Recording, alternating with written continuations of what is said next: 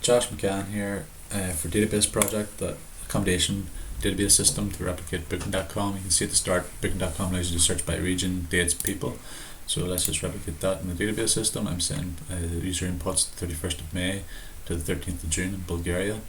And then hopefully when this runs, we'll see the result set. Returns all the accommodation that fits within that criteria in my database. Also then, if they look at the number of guests, I've set it to 2 originally here. And then I'm searching through all my accommodation, not limited by just Bulgaria. Then if I update that to 4, it should reduce that list to those that only match the criteria of I'm 4 or more. If I look at room setting the number of rooms, it's those that have quantity of rooms greater than or equal to 3. So that's the result set you see in front. And then, so that kind of handles all the initial search, and then additional searches you have the likes of, you can do free Wi-Fi or a swimming pool. So to replicate that, I've looked at accommodation facilities IDs. Initially search everything to show all the different types of accommodation facilities. Then my system, I have 1 is a swimming pool and 2 is Wi-Fi, so I want to see all the accommodation that provide those. And then I want to kind of group them by to remove duplicates just for cleanliness sake.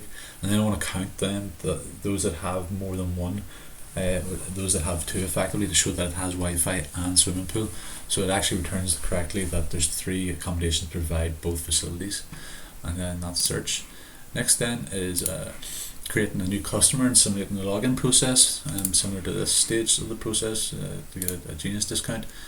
So we'll just refresh the customer table to show that that's been input through the information there. So demo 2 robot is the one I've just inserted, and then it's created this hash for the password. Effectively, this is the salt that it's used, or it's randomly generated in this code, and then it's created a hash. I've talked a wee bit more about that in the report. Also, I've simulated here as if customers tried to log in. I'm using customer ID number 2, which is Josh McCann. It's myself, and then the salt originally used 6CF123. I've simulated the login would actually, the intent would be using this plain text password on the user side, and this is the login hash output with no salt, and then that's the one that's lifted from the table. And then again with the salt, 6CF123 and then 6CF123 lifted from the table, so that shows there's an ability to do that in the system. Next then, if I want to create a new booking, just refresh this table as well. So we've created a new booking. I've called it the guest name demo run 2, so it's a bit more you can trace it a bit better. Booking reference is a random 10-digit code generated in the system. Set the currency to what the user has, inserted some stuff into the tables, and then looking at the number of rooms, or the number of nights a room has, and times the price per night to get the round total. So we'll just look at the table here. The last insert 31, demo run 2, which is the one I'm doing now, and then it's calculated the total price, which is 1300, which is correct. Go into the room booking table 18, so it should be demo run 2, yep, correct, and then the room ID is 13, high season Dublin, Bulgaria, which is what we want. So that's correct. So that's kind of replicated that quite well, happy enough. But you typically have booking line items to add into it, so this just effectively selects that last booking ID I've used for demo purposes, looks at the total price. I'm adding in the likes of a discount, so it's a negative. It's a credit to the customer at 10% discount on the total price of the booking. That's been calculated so far, and then the likes of, if they've had a dinner is included in the restaurant, the cost for that, airport transfer, sightseeing tour, and then I'll update the actual price by looking at the line cost total, and then taking that away, or calculating that against the total price. So we'll look at the booking line item table, which is this one. I'll reload it, and then I might have to just extend it just to see it, because this in a second. So 1 second. So 31 here, we see these have been all added in. These totals should be minus 45, and then we go back to our booking table. If we refresh that as well, just so we can follow it. But that line item total is negative 45 there. That then updates the price that was 1300 to be 1255. Then we'll just go back to that booking table. The booking table. That demo run 2 has now been updated to 1255 there. So line items can be calculated. Then invoicing. So line items all done, and we're happy enough that it can do that. We're then looking at invoicing. So we're going to take a different booking ID based on a customer, given a customer booking reference.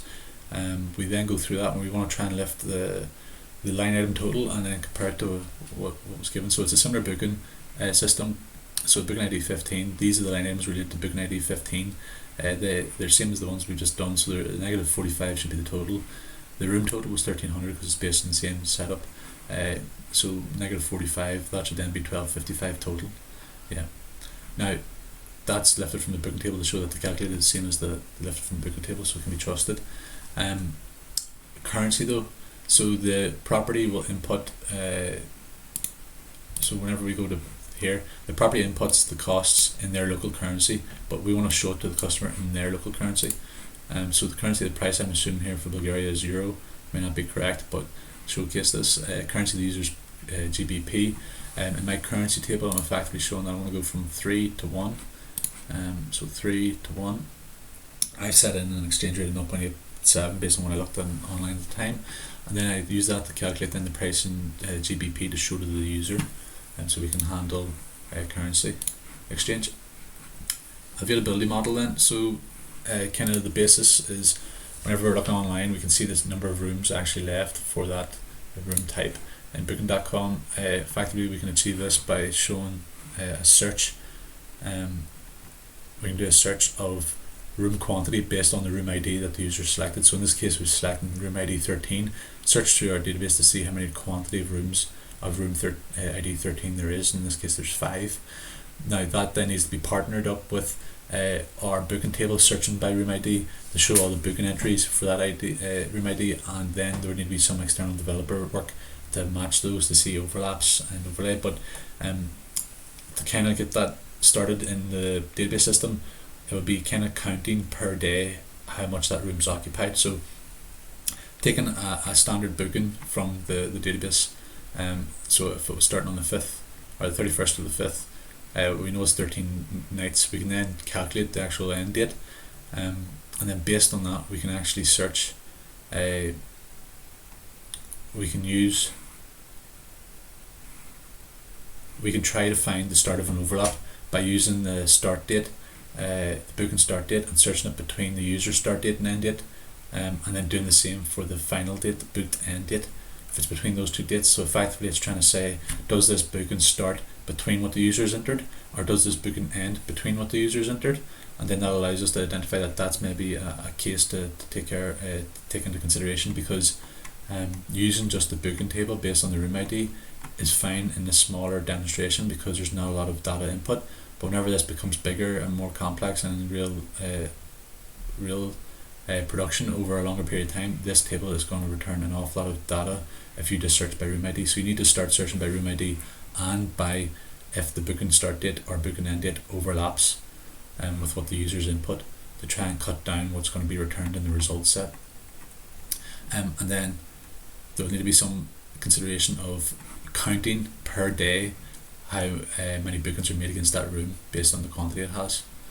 So if there's 5, you shouldn't really have more than 5 booking ID entries that cover or sit in that one day. And then I also have booking made timestamp data, which allows for, if there is multiple bookings trying to be made at once, it can stamp it to identify which ones it's correctly ordering in time. And that's the basis of availability for my database system. And that's me. Thank you.